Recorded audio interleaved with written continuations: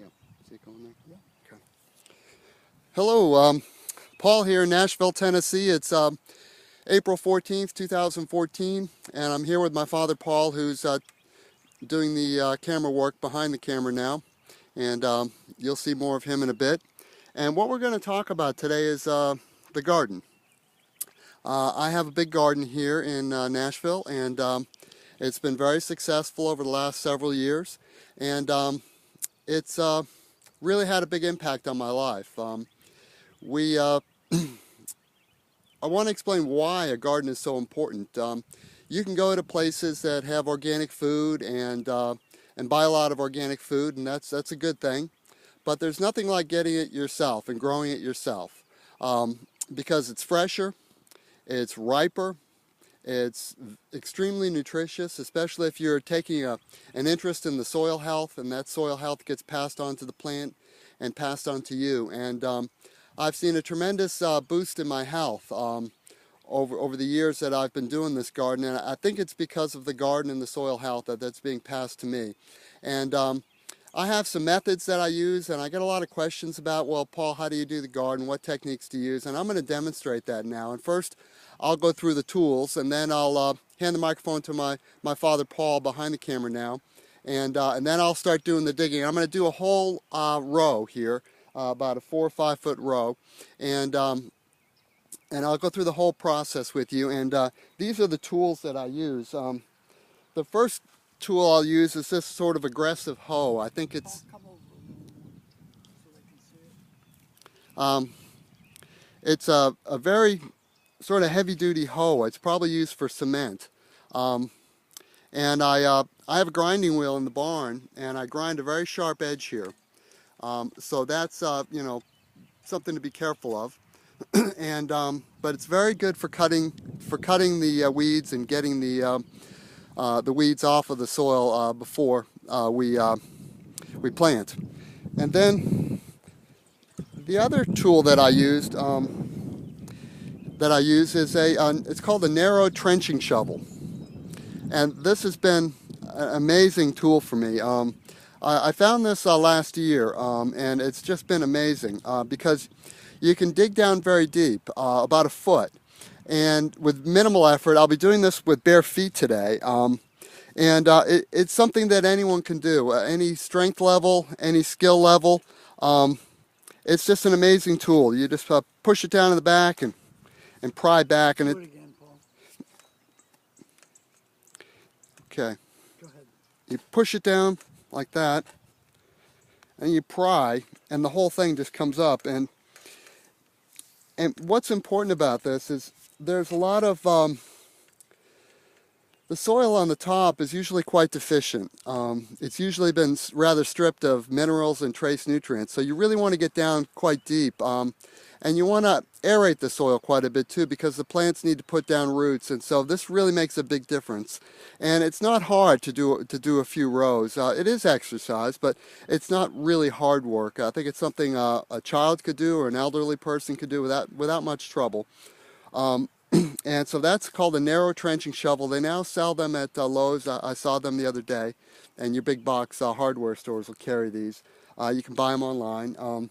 Not a hard tool, and there's different ones. There's 4-inch, 5-inch, and 3-inch, and I think this is a 4-inch. But I think the smaller the better on this tool. And then the other tool that I'm going to use is just a regular garden rake, and that's for just removing debris once it's cut. And then I'll be putting mulch down, and these are wood chips. The tree cutters in the area here are very generous. Well, they have to pay to dispose of this, and so I keep it on the property. They bring it for free, and I let it age quite a bit till all the allelopathic agents come out of the wood, and that usually takes a few months. And this has been aging maybe 6 or 9 months, and so this will go on top and it does two things. It keeps the weeds out, and it keeps the water in. And so we're not going to be doing much watering because, you know, I have a big spot here, and if I have to weed and water, that takes too much time. So the wood chips are a really good way to keep the labor down. We're at 5 minutes now. Okay, great. So I'll start the process. I'll hand the microphone to my father, and he'll ask questions or give commentary as needed. So this is the little area I picked here. Can the microphone pick you up now? No, it Oh, okay. He said this is the area that he's picked, and he's taking the weeds off with the sharp tool that he talked about. I can show it to you. These weeds grow very prolifically, don't they, Paul? Oh yeah, that's But good soil. but the soil is good, and I think that's why they grow so well. Don't you think? Yeah, yeah, it's good soil. We're by a creek. Yes, he said we're by a creek, and the overflow and soil has come from there a lot. And he's pulled some wonderful things from this garden. I've eaten a lot of great vegetables and kale, and since he juices, that helps a lot too, don't you think, Paul? Yeah, that makes a big difference. Juicing is a concentrated form of plant energy, I suppose you might say. But he works hard. He puts a lot of effort into it. And he works in his bare feet because he enjoys that. He enjoys the contact with the soil. And I've never seen my son happier than when he's digging. He's got the digging instinct that comes from, I guess, our immigrant background in Greece and maybe in Scotland and England too on my late wife's side. But he can do it for long periods of time. Today's a nice day. Sometimes when it's really hot, you just can't work out here very well. But today is overcast and a little on the cool side. So he's preparing this area, and this is how he does it.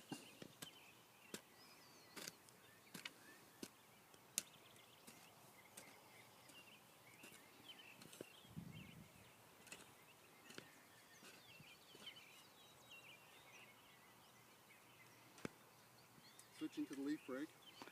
He said he's switching to the leaf rake. He's just going to clear it off a little bit.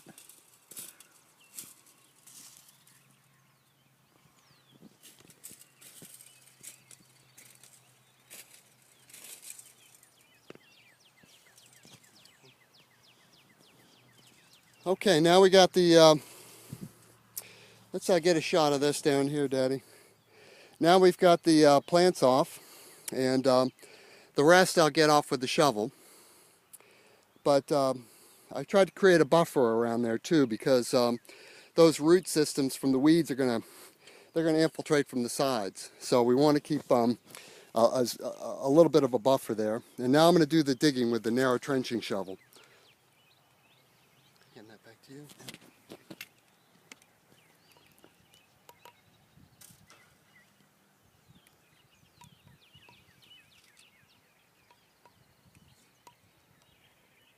See all the roots in there? He's saying that there are a lot of roots in there that are coming up as this shovel turns, and he pushes and jabs it to loosen the soil a little bit. What roots are they, Paul? I guess they're from the weeds. Yeah, I thought so. They appear to be, to me also, roots from the weeds. So it turns the soil and aerates it and allows for it to get moisture in when it rains. And we've been getting some rain lately, haven't we, Paul? Oh yeah. So especially at night, we're getting some pretty nice rains. And I guess there's a way to dig. Paul's done it for so many years that I guess he's got it down pretty pat at this point. And he's tireless. He can just keep going and going doing it. Again, there's something very satisfying about working in the soil and then putting seed in and benefiting from it for the whole summer and into the winter. We are pulling edible plant from this garden into the winter, and it's pretty amazing to see fennel and kale growing in the winter and pulling up some carrots late in the year. So it's a very productive situation between the human being, in this case Paul, and the land that he's working. And the shovel is pretty amazing. It really seems to work well. Of course, when it's wet and muddy, it's pretty heavy, but right now it's not a bad time to be digging, is it, Paul? No, it's great.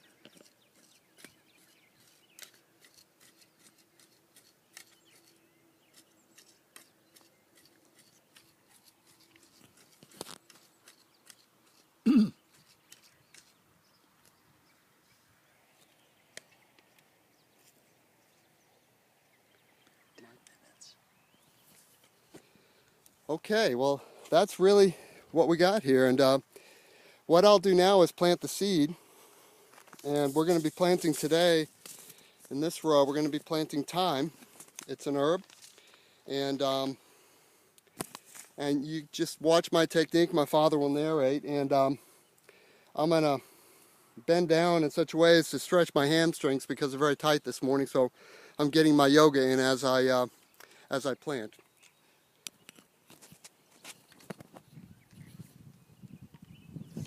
He played soccer yesterday with a massive group of 20 to 25-year-old athletes, and he feels it on a Monday morning. But it doesn't stop him from digging. And that's yoga, huh, Paul? Yeah, this is my yoga. He's doing a spiritual exercise here, people. He'll loosen the soil with his fingers and take out the big clumps. Fortunately, there aren't very many stones. I'm from New England, and we have a lot of stones. They don't seem to have them as much here. So he's preparing the soil by just making a very slight indentation, and now he'll load some seed in. He spreads them out and then just tucks them in. He doesn't put a huge amount of soil on top, do you, Paul? No.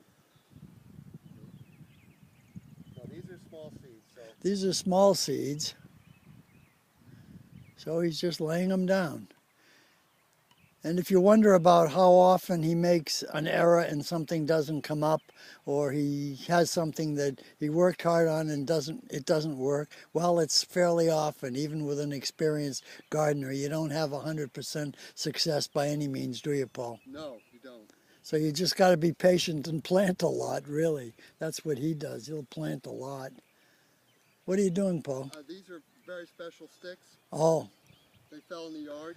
These sticks, he said, are special sticks that fell in the yard. And then these are the wood chips. And Paul's putting on the wood chips now. We have a lot of wood chips, and they're a marvelous, marvelous piece of energy-giving nutrient. Again, coming from trees and being very good for the soil. And he'll lay it on fairly well. Do you put it on thick, Paul? Yeah. You put it around the planting.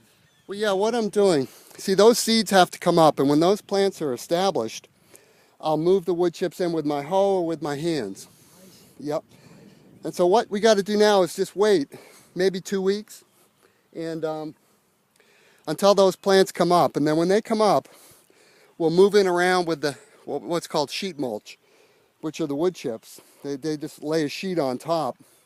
And then the plants will absolutely take off. When the fungus from the wood chips hits the roots, it'll absolutely take off. The plant will just, it'll get a real boost. And then you're into some really, really good gardening at that point. So wood chips are really a very special thing, aren't they? Yeah, they have mycelium in them, which is a mushroom fungus. And there's some magic that goes on. I won't try to bore you with what little science I know. But there's some magic that goes on when that fungus and those trace elements in the tree, because that tree had a very deep root system, and it brought up those trace nutrients and minerals and it's in the wood. It's locked in here. And when you give that to the plant, you have just an amazingly healthy plant. And then when you eat that plant, you feel a lot better. There's the energy boost is transferred to me, and then that's how I have the energy to do more garden. So it's a bit of an upward spiral. I know that's a bit of a long video, but thank you for joining us today, and we'll stop it there. Over and out. Have a nice day, Paul.